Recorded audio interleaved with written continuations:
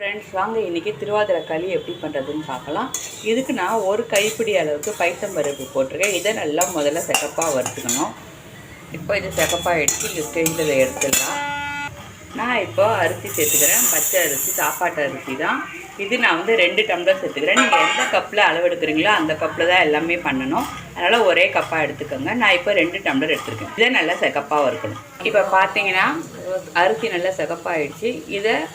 இதையும் பைத்தம்பருப்பையும் கொஞ்சம் ஆறுனதுக்கு அப்புறம் ரவை மாதிரி உடைக்கணும். இப்போ அரிசி பருப்பு ரெண்டுத்தையும் மிக்சியில் போட்டாச்சு. இது ரவை மாதிரி உடச்சிட்டு வந்துடும். இப்போ பார்த்தீங்கன்னா உங்களுக்கு தெரியுதா ரவை மாதிரி உடச்சிருக்கிறது. இந்த மாதிரி உடச்சி வச்சுக்கோங்க. இப்போ பார்த்தீங்கன்னா நான் ஒரு டம்ளர் அதுக்கு மேலே கொஞ்சமாக 1 டம்ளர் தேங்காய் எடுத்துருக்கேன். இது செகப்பாக வறுத்து அதில் போடலாம். வறுக்காமையும் சேர்க்கலாம். பட் வறுத்து சேர்த்தா டேஸ்ட் நல்லாயிருக்கும். இப்போ பார்த்தீங்கன்னா தேங்காயை வறுத்தாச்சு. இதை தனியாக எடுத்து வச்சிடலாம். இப்போ முந்திரி பருப்பு, திராட்சை வறுத்து வச்சுருந்தாச்சு. இப்போ பார்த்தீங்கன்னா முக்கியமான ஸ்டெப்பு வெல்லம் வந்து 1 டம்ளர் அரிசிக்கு 1.5 டம்ளர் வெல்லம். நான் 2 டம்ளர் எடுத்துக்கிறதுனால 3 டம்ளர் வெல்லம் போட்டுக்க போகிறேன். இப்போ பார்த்தீங்கன்னா 1 டம்ளர் அரிசிக்கு 1.5 டம்ளர் வெல்லம், 2.5 டம்ளர் தண்ணி. நான் 2 டம்ளர் எடுத்துருக்கிறதுனால 5 டம்ளர் தண்ணி ஊற்றுறேன். இதில் 5 டம்ளரில் பாதி ஊற்றி வெள்ளத்தை கரையை விட்டு வடிகட்டிக்கலாம். நான் திரும்பி சொல்கிறேன். அதாவது 1 டம்ளர் அரிசிக்கு 1.5 டம்ளர் வெல்லம், 2.5 டம்ளர் தண்ணி. இந்த ஸ்டெப் ரொம்ப முக்கியம். இது ஸ்கிப் பண்ணிடாதீங்க. இதுபடி பண்ணிங்கன்னா களி உங்களுக்கு நல்லா வரும். இப்போது எந்த பாத்திரத்தில் களி பண்ண போகிறீங்களோ அந்த பாத்திரத்தை அடுப்பில் வச்சுக்கோங்க. அது நான் இப்போ சாதம் வெடித்த பாத்திரம் தான் எடுத்துருக்கேன். சாதத்தை ஒழிச்சிட்டு இப்போ அதில் நம்ம வடிகட்டி வச்சுருக்கிற வெல்லம், அப்புறம் எக்ஸ்ட்ராவாக தண்ணி எடுத்து வச்சோம் இல்லையா, அந்த தண்ணி அது எல்லாத்தையும் சேர்த்து நல்லா கொதி வர வரைக்கும் வெயிட் பண்ணணும். பார்த்தீங்கன்னா தண்ணி நல்லா கொதிக்க ஆரம்பிச்சுது. இதுக்கு வெள்ளை பதம் அப்படிலாம் எதுவுமே கிடையாது. சும்மா வெல்லம் கரைஞ்சி வடிகட்டினா போகிறோம். இப்போ தண்ணி கொதிக்க ஆரம்பித்த உடனே 1 சிட்டிக்கை உப்பு, 1 சிட்டிக்கு தான் சேர்க்குறேன். 1 சிட்டிக்கை உப்பு, அப்புறம் நம்ம வறுத்து வச்சுருக்கிற தேங்காய், அப்புறம் அடுத்தது களிக்கு வறுத்து உடச்சி வச்சுருக்கோம் இல்லையா, இதை சேர்த்து நல்லா கலரணும்.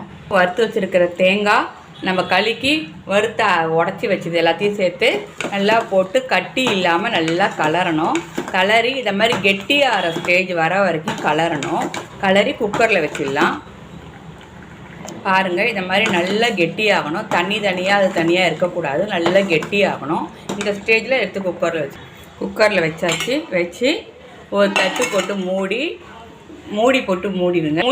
மூடி ஹை ஃப்ளேமில் ஒரு 7லேருந்து 8 விசில் விடணும். பார்த்திங்கன்னா ஸ்டீம் இறங்கியாச்சு. குக்கர் திறந்துடலாம். தண்ணி உள்ளே போகாமல் பார்த்து தரங்க. அவ்வளோதான், களி சூப்பராக ரெடி ஆகிடுச்சு. இப்போ இதில் நெய் விட்டு கலரணும். களி வந்து வானிலையில் கலரணும், ஒரு கடாயில் கலரணும், கைவிடாமல் கலரணும், கலரிட்டே இருக்கணும் அப்படிலாம் கிடையாது. குக்கரில் வச்சு ஈஸியாக பண்ணிடலாம். இதுவும் டேஸ்ட்டு சூப்பராக இருக்கும். களி இப்படி பண்ணலாம். இது நெய் விட்டு நம்ம கலர் போகிறோம். இப்போ இதில் கலர்றதுக்கு முன்னாடி நம்ம என்னென்ன பொருள் வேணுமோ போட்டுடலாம். ஏலக்காய் பொடி,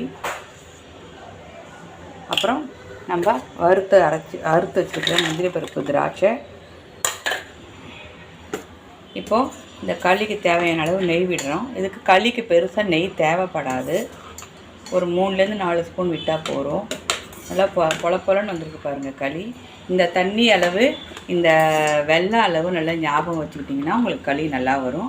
அவ்வளோதான், நான் 4 ஸ்பூன் நெய் விட்டுருக்கேன். இதை நல்லா இழுத்து கலரணும். இப்போ பார்த்திங்கன்னா நம்மளோட களி சூப்பராக ரெடி ஆகிடுச்சு. இதை கண்டிப்பாக ட்ரை பண்ணுங்கள். ட்ரை பண்ணி பார்த்து உங்கள் கமெண்ட்டை சொல்லுங்கள். இப்போ பார்த்திங்கன்னா திருவாதிரை களியும் சூப்பராக ரெடி ஆகிடுச்சு. இதுக்கு இந்த கூட்டு தொட்டுட்டு சாப்பிட்டா ரொம்ப எக்ஸலண்ட்டாக இருக்கும். கண்டிப்பாக ட்ரை பண்ணி பாருங்கள். ட்ரை பண்ணி பார்த்துட்டு நம்ம சேனலை மறக்காமல் சப்ஸ்கிரைப் பண்ணுங்கள். தேங்க்யூ.